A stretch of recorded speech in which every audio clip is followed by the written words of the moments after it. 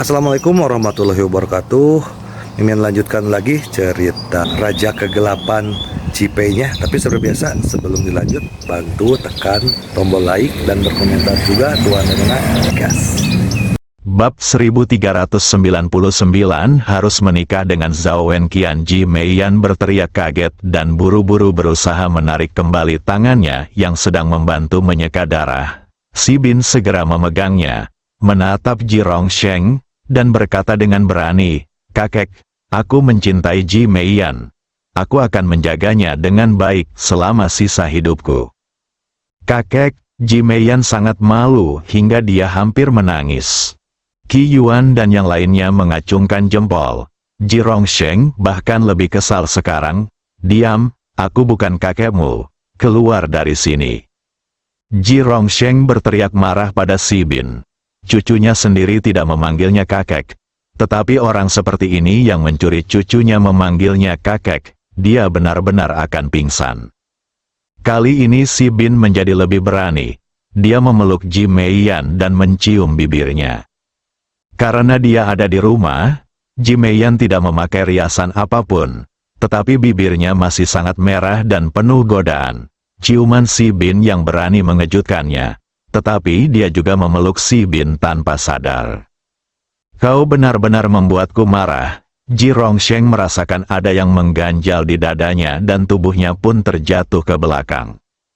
Qi Yuan sudah siap. Dia menembakkan jarum perak di tangannya dan melangkah maju untuk mendukung Ji Lao. "Ah!" Ji Lao menjerit pelan dan perlahan membuka matanya. Dia hanya marah. Awalnya Ji Meiyan sangat cemas saat melihat kakeknya pingsan dan ingin mendorong Si Bin. Tetapi ketika dia melihat Qi Yuan mengambil tindakan dan menyelamatkan orang itu secara langsung, dia melepaskannya sepenuhnya dan mencium Si Bin dengan penuh gairah. Ji Rongsheng hampir meledak marah saat ini. Dia bahkan berharap dia bisa pingsan dan jatuh, sehingga dia tidak perlu melihatnya dan tidak akan terganggu olehnya. Sekarang aku melihat dua orang berciuman dengan penuh gairah. Ji Rongsheng melihat sekeliling dan akhirnya menatap mobil Ji Fei. "Dasar bajingan, kau telah mempermalukan keluarga Ji lagi." Dia berjalan dengan marah, mengayunkan kruknya, dan memecahkan jendela mobil dengan keras. Dengan bunyi gedebuk, jendela mobilnya baik-baik saja, tetapi kruknya terguncang tinggi dan hampir terlepas dari tangannya. "Ini kaca anti peluru, Ji Fei. Keluarlah kau bajingan kecil." Melihat dia tidak bisa menghancurkannya, Ji Rongsheng menunjuk Ji Fei dan berteriak dengan marah. Ji Fei sedang duduk di dalam mobil, dan dia juga merasa rumit. "Bagaimanapun juga, ini adalah kakekku," seperti yang telah dihitung Ji Rongsheng. Meskipun tulangnya patah, urat-uratnya masih terhubung. Terlebih lagi, ketika ia mendirikan keluarga Ji yang baru, keluarga Ji tidak mengambil tindakan yang berarti. Bahkan konflik antara Ji Meiyan dan dirinya hanyalah konflik biasa. Ini menunjukkan bahwa keluarga Ji masih mengenal cucu ini dan masih mengenalinya. Namun, dia tidak bisa menerima apa yang terjadi pada orang tuanya dan tidak mau mengakui Ji Rongsheng. Dia menurunkan jendela mobil dan menatap Si Bin. "Itu saja. Ketika pertunangan berhasil dalam 3 hari, kamu bisa langsung tidur dan tidak ada yang akan mengganggumu." "Ah!" Si Bin menjerit kesakitan dan kedua pria itu berpisah. Ji Meiyan menunjukkan rasa malu di wajahnya. Kata-kata Ji Fei tentang tidur membuatnya gugup, dan dia tidak sengaja menggigit Si Bin dan melukainya. "Maaf, aku tidak bermaksud begitu." Ji Meiyan tampak sedikit gugup dan menjelaskan dengan cepat. Si Bin melambaikan tangannya, "Tidak apa-apa, aku harus menikahimu." "Ji Meiyan, apakah kamu ingin membuatku marah sampai mati?" Melihat tidak ada seorang pun yang dapat berbuat apa-apa, Ji Rongsheng menjadi sangat marah hingga ia melemparkan kruknya ke tanah dan berteriak.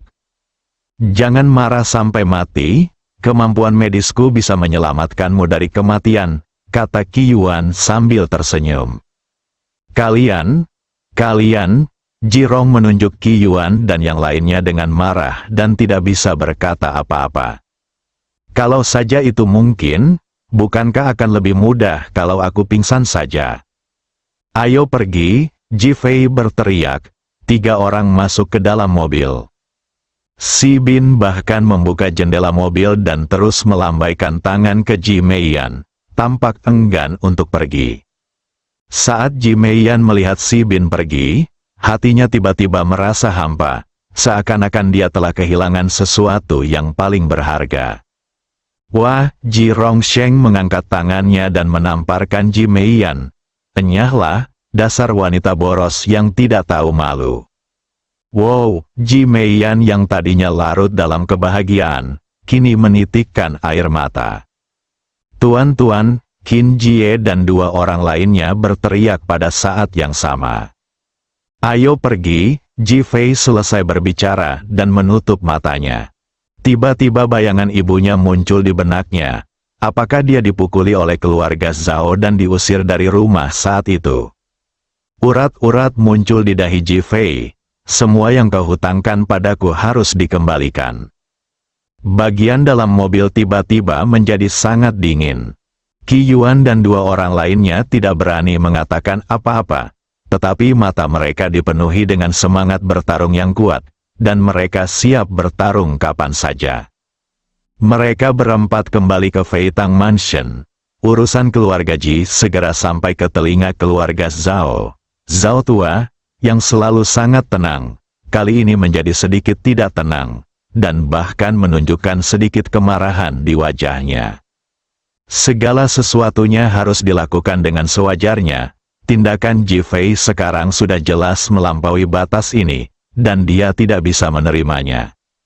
Menatap Zhao Wenqian yang berekspresi tenang, Wenqian, apa maksudmu dengan ini? Kakek, aku sekarang sangat bertekad untuk menikahi Ji Meiyan. Zhao Wenqian bahkan memiliki senyum di wajahnya. Tuan Zhao tercengang, jelas terkejut. Apakah Anda yakin? Zhao Wenqian mengangguk. Saya yakin semakin saya tidak bisa mendapatkan sesuatu, semakin besar minat saya terhadapnya. Penatua Zhao menatap Zhao Wenqian yang tenang dan kalem, dan setelah beberapa saat terkejut, dia mengangguk. Tidak buruk, sangat bagus, aku menyukaimu sekarang. Seorang pria tidak boleh terkejut dengan kehormatan atau kehinaan, dan apa yang kamu katakan di Plaza Xintiandi itu benar adanya. Apa? Zhao Wenqian bertanya. Berapa banyak pria dan wanita zaman sekarang yang tidur dengan orang lain sebelum menikah? Ji Meiyan baru saja mencium Si Bin. Itu bukan apa-apa. Jadi aku mendukung kegigihanmu. Zhao Wenqian menatap kakeknya dan mengangguk. Kakek, jangan khawatir. Aku pasti akan menaatinya. Tuan Zhao mengeluarkan telepon genggamnya dan menelepon Ji Rongsheng, menyarankan agar pertunangan dalam 3 hari berjalan sesuai rencana. Ji Rongsheng tercengang mendengar ini. Ia khawatir tentang bagaimana cara membicarakan masalah ini dengan keluarga Zhao. Tanpa diduga, keluarga Zhao benar-benar setuju. Tentu saja dia akan senang melakukannya. Dia akan menikahi Zhao Wenqian dan melihat apa yang akan dilakukan Si Bin. Setelah menutup telepon, Ji Guangjun beritahu Ji Meiyan bahwa pertunangan dalam 3 hari adalah hal yang normal. Ji Guangjun tidak menjawab. Apakah kamu mendengarku? Ji Rongsheng berteriak dengan marah. Ji Rongsheng tampak tersadar dari keterkejutannya dan bertanya dengan cepat. Ayah, apa yang ayah katakan? Kamu, apa yang sedang kamu pikirkan? Ji Rongsheng sangat kesal karena Ji Guangjun terganggu. Ji Guangjun berkata dengan sedikit kegembiraan di wajahnya. Dulu saya pernah mengalami mati rasa di sisi kiri tubuh saya baru-baru ini. Tetapi saya hanya berdiri sebentar dan disuntik oleh Qi Yuan. Sekarang mati rasa itu sudah hilang. Mungkinkah penyakit saya sudah sembuh? Mendengus, bagaimana mungkin mereka akan bersikap seperti itu? Kau sangat naif. Ji Guangjun mengangguk cepat. menunjukkan bahwa Ji Rongsheng benar.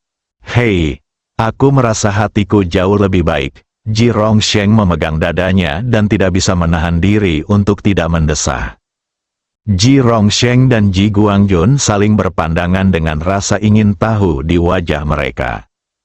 Tapi detik berikutnya, apapun yang terjadi, aku harus menikahi Zhao Wenqian. Ji Rongsheng berkata lagi dengan sangat tegas. Ji Guangjun segera mengangguk dan keluar untuk membuat pengaturan. Bab 1400 mencari Han Lu. Ji Meiyan sedang duduk di ruangan itu, tampak sedikit linglung. Aku tidak menyangka Si Bin akan datang, dan dia begitu berani menciumku di depan kakekku dan bahkan memanggilku kakek secara langsung. Aku juga terkejut. Akan tetapi, dia tetap sangat gembira mendengar pengakuan Si Bin. Bahkan aroma Si Bin pun seolah masih tercium dalam napasnya. Bukan saja pipinya sedikit memerah, tetapi hatinya juga dipenuhi rasa bahagia. Batuk. Ji Guangjun berpura-pura batuk dan berjalan masuk. Ji Meiyan segera berdiri dan berkata, "Ayah." Ji Meiyan tidak tahu harus berkata apa lagi. Lagi pula, ciuman mesra dengan Si Bin tadi pasti membuat mereka marah.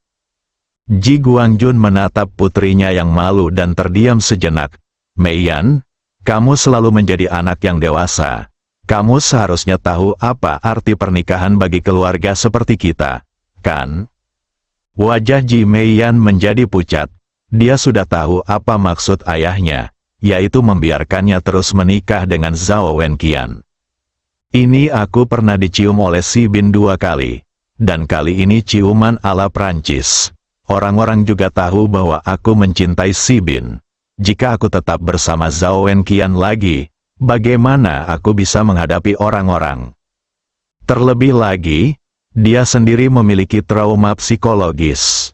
Keluarga Zhao masih menyetujui pernikahan ini, dan mereka masih berencana untuk bertunangan dan menikah dalam 3 hari. Perkataan Ji Guangjun sekali lagi membuat Ji Meiyan merasa seperti tersambar petir, dan seluruh tubuhnya menjadi dingin. "Meiyan, aku harap kamu bisa melihat masalah ini dengan lebih dewasa. Lagi pula, keluarga kita bukanlah keluarga biasa, beberapa hal tidak bisa diubah." Ji Guangjun tampak tak berdaya, hati Ji Meiyan seakan tenggelam ke dasar lembah. Bagaimanapun, dia tidak bisa mengubahnya. Jadi, "Ayah, aku tahu." Air matanya jatuh dan senyum sedih terpancar di matanya. Hanya dia yang tahu apa yang akan dia lakukan. Ji Guangjun mengangguk, tidak berkata apa-apa lagi, dan berbalik untuk pergi. Ji Meiyan merasa tubuhnya seperti dilubangi. Dia duduk dengan lesu di sofa, hanya ada satu pikiran di benaknya. Mati, namun, dia ingin memberitahu semua orang bahwa orang yang dicintainya adalah Si Bin. Ji Meiyan mengangkat tangannya untuk menghapus air matanya, dan wajahnya kembali tenang seperti biasa. Dia bahkan mulai membereskan urusan perusahaan, bersiap untuk bunuh diri demi cinta 3 hari kemudian. Ji Fei dan Si Bin tidak tahu semua ini. Menurut mereka, keluarga Zhao pasti akan mundur. Bagaimanapun, itu masalah besar dan mereka bahkan berciuman. Setelah kembali ke Feitang Mansion, Qin Xiong segera melangkah maju dan berkata, "Tuan, keluarga Zhao akan bertunangan dengan Ji Meiyan dalam 3 hari, dan mereka telah mengirimi Anda undangan." Ji Fei tercengang saat mendengar ini, dan ekspresi terkejut muncul di wajahnya. Keluarga Zhao masih bersikeras. Si Bin dan yang lainnya tidak menyangka hal ini. Si Bin bahkan lebih terkejut dan menatap Ji Fei dengan heran. "Oh, bagus, aku berhasil." Ji Fei terdiam sejenak, kemarahan tampak di matanya. "Tuan, apa yang harus kami lakukan?" Qi Yuan bertanya dengan tergesa-gesa. Tidak ada apa-apa. Setelah Ji Fei selesai berbicara, dia berjalan menuju villa. Qi Yuan dan beberapa orang lainnya tahu bahwa Ji Fei sangat marah. Tetapi mengingat hubungan Ji Fei dengan kedua keluarga itu, sulit untuk melakukan apapun. Sebenarnya, Ji Fei benar-benar tidak menyangka bahwa keluarga Ji dan keluarga Zhao akan begitu bertekad untuk bersatu. Lagi pula, sekarang setelah dia maju dan menjelaskan sikapnya, seharusnya hal ini tidak terjadi. Sekarang dia tiba-tiba mengerti bahwa orang-orang ini tidak menghargainya, dan dia bahkan tidak memiliki tempat di hati mereka. Dalam hal ini, dia harus mendapatkan kembali posisi ini. Ji Fei mengeluarkan ponselnya dan menelepon Bonner, memberitahunya untuk pergi ke Longguo dalam waktu 3 hari. Bonner langsung setuju tanpa bertanya apapun. Saat Ji Fei memasuki villa, suasana hatinya telah kembali normal, dan Li Ruoxi dan yang lainnya tidak menyadari bahwa Ji Fei sedang marah. Julie masih bersikeras berhubungan seks dengannya, tetapi Ji Fei tentu saja tidak setuju. Pada saat ini, di rumah Zhao Wenqian menelepon Ling Haofeng. Setelah mendengarkan pikiran Zhao Wenqian, Ling Haofeng tertawa gembira. Keputusanmu benar, dia hanya seorang wanita. Jika kamu tidur dengannya, dia akan menjadi milikmu. Kamu dapat melakukan apapun yang kamu inginkan dengannya nanti. Zhao Wenqian tidak mengatakan apa-apa, tetapi sudut mulutnya melengkung. Dan dia jelas setuju dengan sudut pandang ini. Karena Ji Fei dan yang lainnya begitu sombong, aku juga akan menyiapkan paket hadiah besar untuk mereka. Ling Haofeng tiba-tiba tertawa dan berkata, paket hadiah apa? Zhao Wenqian menjadi penasaran. Bukankah Si Bin dilecehkan oleh Han Lu dari keluarga Su Han? Mari kita suruh Han Lu muncul dan melihat di mana Si Bin meletakkan wajahnya. Mari kita lihat bagaimana Ji Meiyan mencintai seorang pria yang dilecehkan oleh seorang wanita. Ling Haofeng berkata dengan sinis. Mata Zhao Wenqian langsung berbinar. Dia jelas tidak menyangka akan mendapat kejutan seperti itu. Wajahnya dipenuhi kegembiraan dan ejekan. Hebat, aku tidak sabar melihat adegan itu. Jangan khawatir, tidak seorang pun dapat memengaruhi rencana kita. Ling Haofeng selesai berbicara dan menutup telepon. Senyum di wajah Zhao Wenqian menjadi lebih intens, tetapi selalu ada sedikit kesan jahat. Di sisi lain, Ling Haofeng segera menelepon Wu Tianze palsu. Keluarga Wu sangat pendiam selama 2 hari ini. Ketenangan yang dibeli dengan uang. Wu Tianze palsu tidak melakukan apapun. Meskipun dia bukan tandingan Ji Fei sendirian, dia yakin bahwa Ling Kongsu tidak akan sulit membunuh Ji Fei. Belum lagi mereka sedang menunggu keluarga Zhao untuk mengambil tindakan. Ada apa? Bukankah kamu sedang sibuk dengan pernikahan Zhao Wenqian dan Ji Meiyan? Itu hanya satu aspek. Sekarang kita harus melakukannya dari 2 sisi. Kalian berdua harus saling melindungi dan bekerja sama. Kata Ling Haofeng, apa yang harus kulakukan? Bisakah aku tidur dengan Zhao Wenqian? Wu Tianze palsu bertanya dengan bercanda. Ling Haofeng tidak menanggapi perkataannya, tetapi berkata, sekarang carilah cara untuk menemukan Han Lu dan minta dia menghadiri upacara pertunangan dalam 3 hari dan ungkapkan fakta bahwa Si Bin telah dilecehkan olehnya di tempat. Tindakanmu ini benar-benar jahat, seperti menamparkan wajah Ji Fei dengan keras. Kamu tidak menyukainya? Tentu saja aku menyukainya. Aku lebih menyukai Ji Meiyan. Haha, Ling Haofeng tertawa. Bagaimanapun, kalian berdua terlihat sama. Kamu adalah Zhao Wenqian, dan Zhao Wenqian juga kamu. Kalau begitu, ingatlah untuk memberitahu Zhao Wenqian bahwa aku ingin bersenang-senang dan tinggalkan aku sebidang tanah yang belum dikembangkan. Jangan khawatir, aku janji. Ling Haofeng menutup telepon sambil tersenyum. Wu Tianze palsu menunjukkan senyum puas di wajahnya. Sekarang setelah dia bersama Dong Lan sangat pandai bersenang-senang sehingga dia sekarang tenggelam dalam wanita dan memiliki banyak fetish. Dia ingin mempraktikkannya pada Ji Meiyan. Dia menahan keinginannya dan segera mengatur seseorang untuk menyelidiki lokasi Han Lu. Secara kebetulan, lokasinya berada di klub malam Longdu yang ambigu, yang merupakan tempat Wu Tianze palsu selalu pergi ketika dia menjadi Sun Sengshu. Hal ini membuatnya sangat senang dan menyelamatkannya dari banyak masalah. Dia segera meninggalkan rumah Zhao dan pergi ke klub malam untuk mencari Han Lu. Han Lu kini telah bekerja sebagai seorang wanita di sebuah klub malam yang tidak jelas. Karena bentuk tubuhnya yang bagus dan parasnya yang cantik, bisnisnya pun berjalan cukup baik. Wu Tianze palsu datang ke klub malam yang ambigu. Ketika penjaga keamanan di pintu melihat Wu Tianze palsu, dia langsung menjadi hormat dengan rasa hormat di matanya. Sun Sengshu merasa geli. Ia tidak menyangka bahwa ia dan Wu Tianze sering berkunjung ke sini. Aku hanya tidak tahu wanita mana yang disukai Wu Tianze.